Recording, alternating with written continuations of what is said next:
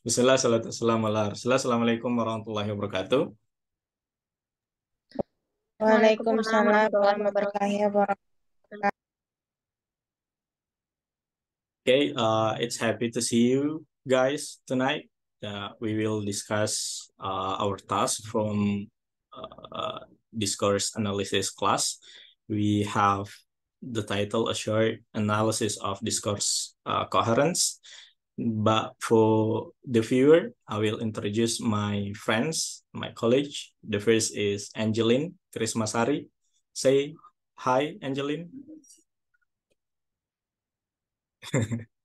And second is Huzaifa Afifa Hamka. How are you, Huzaifa?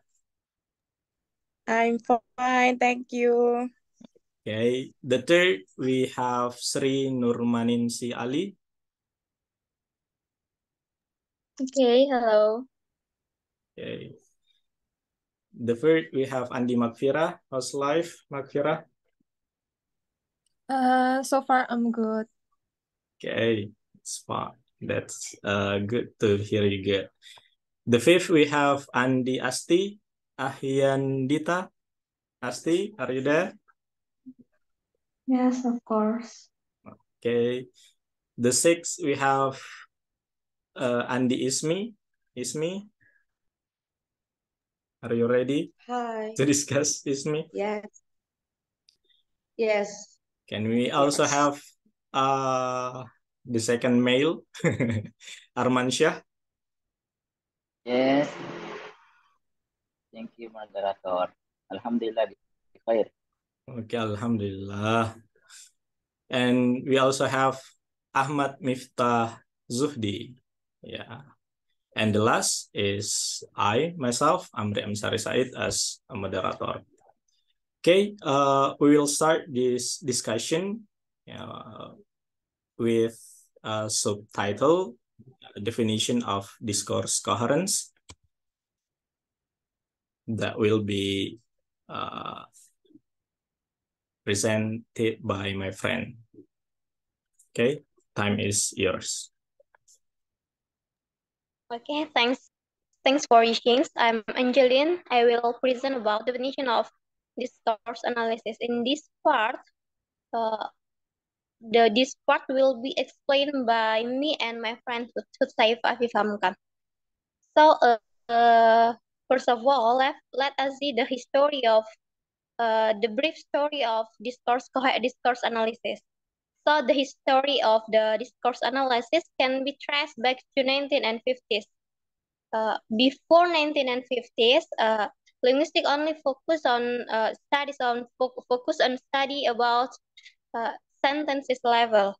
But after 1950s, with the development of semiotics, cognitive science, and artificial intelligence, and etc., the focus of linguistic studies have been transferred or has been changed into the linguistic units target that is called discourse.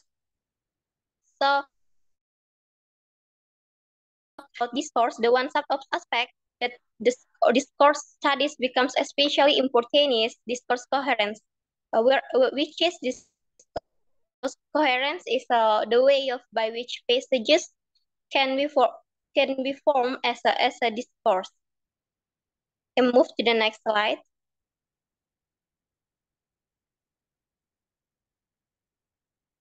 Okay. In learning about discourse analysis, there are two terms that people can often encounter.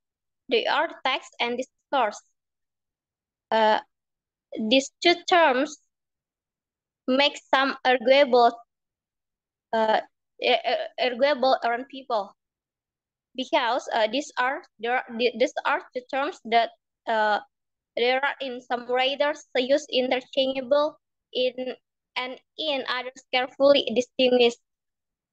The previous experts also divine about the difference between text and discourse in many various ways. For example, such as Stubbs 1983 and Coulthard 85 distinguished text as a written language from discourse as a spoken language, while Halliday and Hassan 1976 on page 1 take text as a unit of language in use, which can be any passage, spoken or written or whatever length that does form a unified whole. And also many experts also make their own definition of these two kind of terms. So to find the best explanation and the differences between these two terms will be explained by the next speaker. So I think that's all from me. Back to the moderator. Okay, maybe next slide, moderator. Okay, just now, my friend have explained about text and discourse. So I will continue. Text and discourse there are two different expression. So discourse is used as a coherent combination of sentence or sentence fragment that is the rule of communication interacted between participants. Whether what is the definition? Define discourse is not is grammatically the focus of attention in discourse analysis has shifted from its grammatically to its textuality. A term from Holiday and Hassan, 1979, to refer to what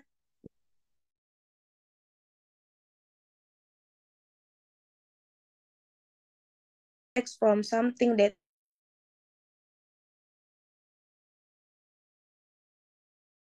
is next slide. Move to next slide.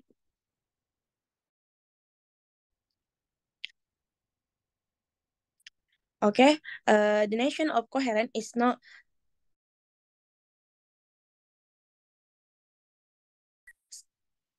strictly defined. Roughly speaking, discourse coherence is the semantic feature of the perfection red discourse itself. Okay, maybe just that for me. Back to the next presenter. Okay, thank you, Angeline and Huzaifa. Yeah. The next, we'll talk about general survey of discourse coherence that will be presented by me, actually. So we have here a general survey of discourse analysis. One of the fundamental properties of discourse is its coherence. Since 1960s, linguists have been on the investigation of discourse coherence. The publication of Cohesion in English in 1976 by Halliday and Hassan is regarded as the origin of study of discourse coherence. A pragmatic perspective is taken by Widdowson in 1978 in his analysis of discourse coherence in terms of illocutionary act. Yeah. He defines cohesion as the overt relationship between proposition expressed through sentences, and then perceives the coherence of discourse as the relation between the illocutionary acts which propositions not always overtly link and been used to perform. Okay, Dessler in 1981 proposed 7 defining characteristics of a text, which they call 7 standards of textuality. According to them, any natural text, whatever text type it belongs to, share this characteristic. They are 1, intentionality, which is the fulfillment of author's intentions. Yeah. Number 2 is acceptability, which is relevance to the text receiver. Number 3 is informativity, which is right amount of information with regard to the reader. Number 4, we have situationality, which is location in discrete sociocultural context in the real time and place. Number 5, we have intertextuality, which is relationship with other texts which share characteristic with it. 6, we have cohesion, and last we have coherence. That the 7 characteristic in defining a text. From the above brief, review on previous approach toward discourse coherence to fact revealed. The first is discourse coherence is such a complicated concept that is related to almost every aspect of discourse communication. Secondly, there is no all-embracing rule governing coherence analysis. Every scholar presents his or her insight into one aspect of discourse coherence and views it from different angles. Based on the above illustration, the author will present a comparative view to discourse coherence in this article that we are talking about. So that's the short explanation about a general survey of discourse coherence. Next, we will talk about cohesion and coherence that will be presented by Ismi and Arman. Okay, Ismi and Arman, time is yours. Okay, thank you for the chance that given to me. Next, Kak. Okay. Cohesion and coherence are two hard distinguished linguistic terms in discourse analysis, though they share the same morpheme. Coherence, there are differences. Cohesion and coherence are first studied by Halliday and Hassan in their book Cohesion in English. They take the view that the primary determinant of whether a sense of sentence do or do not constitute a text depends on cohesive relationship within and between the sentence, which create texture. A text has texture, and this is what distinguishes it from something that is not a text. Cohesion can hold segments of a text together, making it a semantic advice. The importance of the cohesion lies in the continually it expressed between one part of the text and another. Halliday and Hassan category 5 kinds of cohesive devices and sub-classify them. The categories of cohesion are shown in the diagram.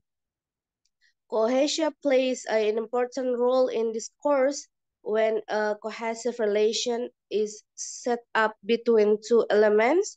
They are thereby at least potentially integrated into a text.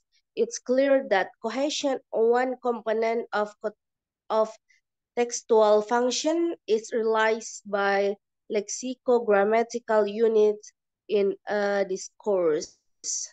Thank you. I think that's all for me. Back to the second speaker.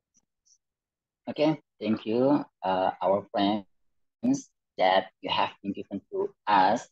So I will next continue. It's also about the coherence and cohesion.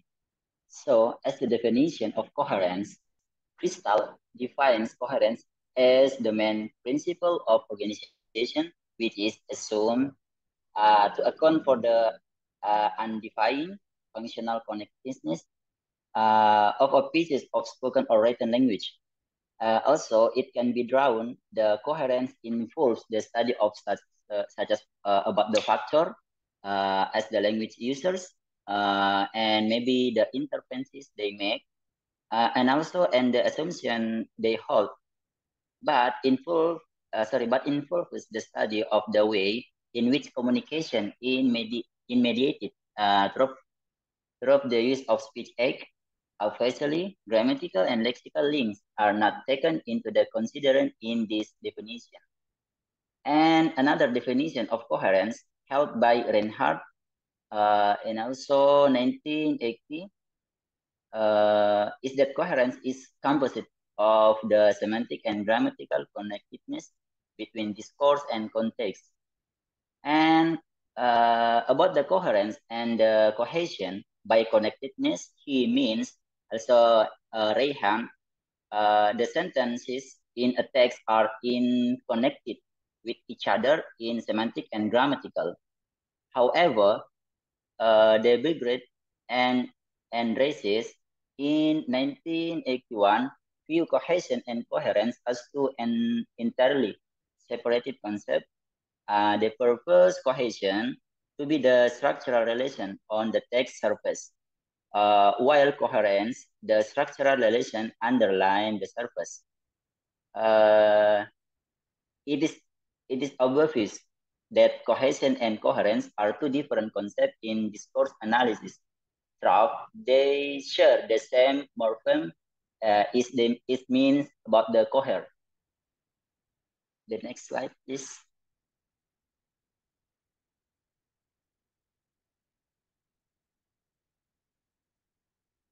Okay. Actually, in this part is about many words about the experts say about the coherence and cohesion. But based on previous researches on cohesion and coherence, the author actually in Rehan views cohesion and coherence as two different about the interrelated linguistic terms important in discourse analysis. They are formally rather than functional different, but cohesion is more obvious than coherence. So it only deals with the surface structure of a discourse. Here, coherence is characteristic of being over and covered, be over or superficial. That means coherence is something that available is the surface structure. It's a relatively easy to identify methods for investigating over coherence and mainly directed of the description of linguistic and discourse analysis.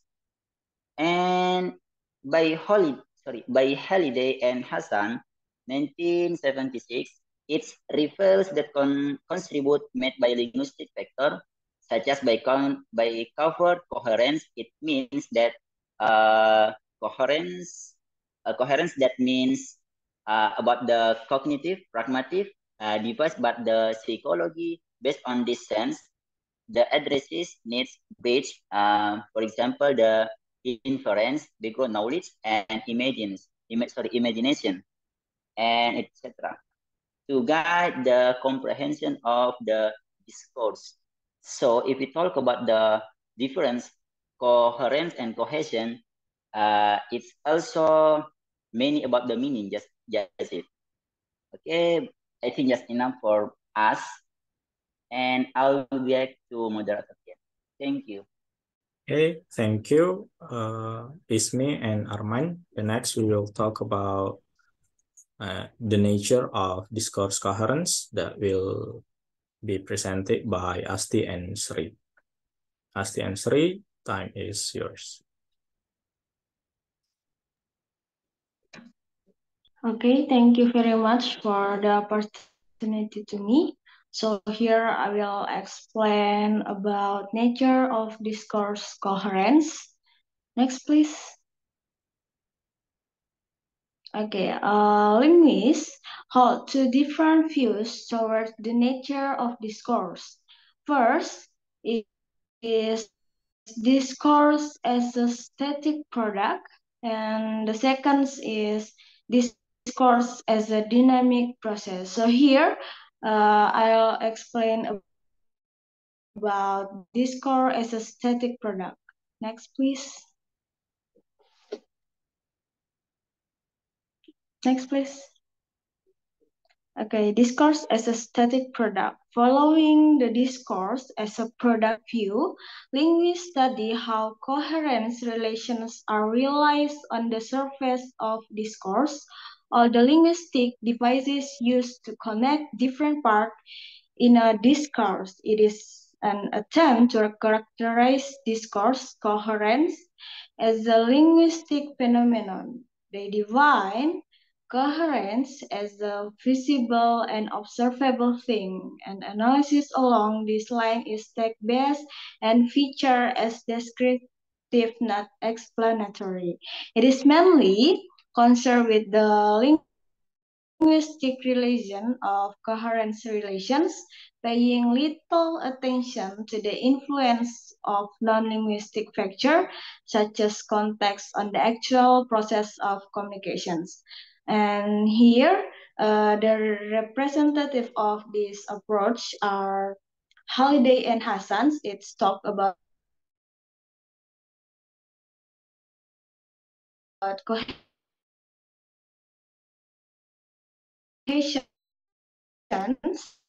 and Frizz is about thematic progression. So I think enough from me.